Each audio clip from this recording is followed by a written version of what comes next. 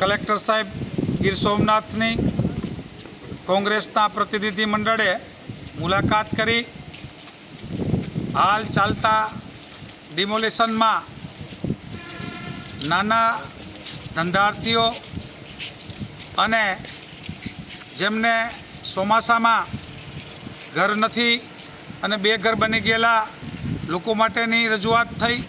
સાથે સાથે કલેક્ટર સાહેબને વિનંતી કરવામાં આવી કે જે લોકો પેશકદમીમાં હોય એમ છતાં પણ ચોમાસા દરમિયાન બેઘર થાય તો સરકારશ્રીની જવાબદારી છે કે વિસ્થાપિતને પ્રસ્થાપિત કરવાની, એમના બદલે વિસ્થાપિત થાય તો એ લોકોને પણ જેવા ભૂકંપ હોય, હુલડ હોય યા તો વાવાઝોડું હોય તો એવા લોકોને રાહત કેમ્પ આપી 90 દિવસ સુધી એમની જમવાની વ્યવસ્થા કરવી પડે, એમને રહેવાની વ્યવસ્થા કરવી પડે।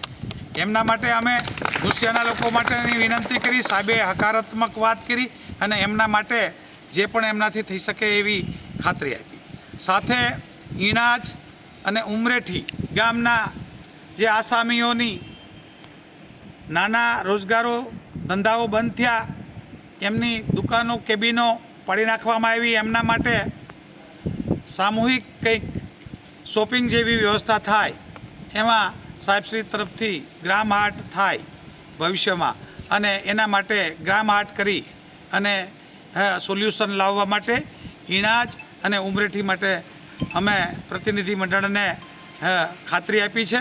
સાથે સાથે ગુસ્સિયા ગામમાં 4-5 જણા સનદવાળા હતા, એમના મકાનો પર તૂટ્યા, સાથે સૌહકના મકાનવાળા એવા 13 જણા હતા જે આજે બેઘર થયા। એના માટેના રાહત કેમ્પની વાત એમના માટે ખાતરી આપી। ખાસ કરીને 16 ગામની જે હાલ તાલાળામાં ફોરેસ્ટ લોકો પાસેથી સ્વીકારીને વાત થઈ એમાં પણ પેશકદમી છે એ ચોમાસા દરમિયાન બેઘર ના બને એમના માટે પણ સાહેબને વિનંતી કરવામાં આવી અને સાહેબે આ તમામ મુદ્દાઓની હકારાત્મક વાત કરી। ખાસ કરીને જ્યાં એક ગામથી બીજા ગામમાં જતા હોય આખા ગીર સોમનાથમાં રસ્તાઓ બંધ કર્યા છે એવા લોકોના રસ્તાઓ તાત્કાલિક ખોલે અને ખોલાય એ વાતની ચર્ચાઓ પણ થઈ। એ જે વ્યાજબી છે કે જે રસ્તાઓ બંધ થાય એ વ્યાજબી નથી, એટલે આવી તમામ જિલ્લાની કોંગ્રેસ પ્રતિનિધિ મંડળની સાથે ચર્ચા કરી। આજની તારીખમાં હકારાત્મક વાત રહી છે અને લોકોને રાહત પહોંચે એવી કલેક્ટર સાહેબે ખાતરી આપી છે।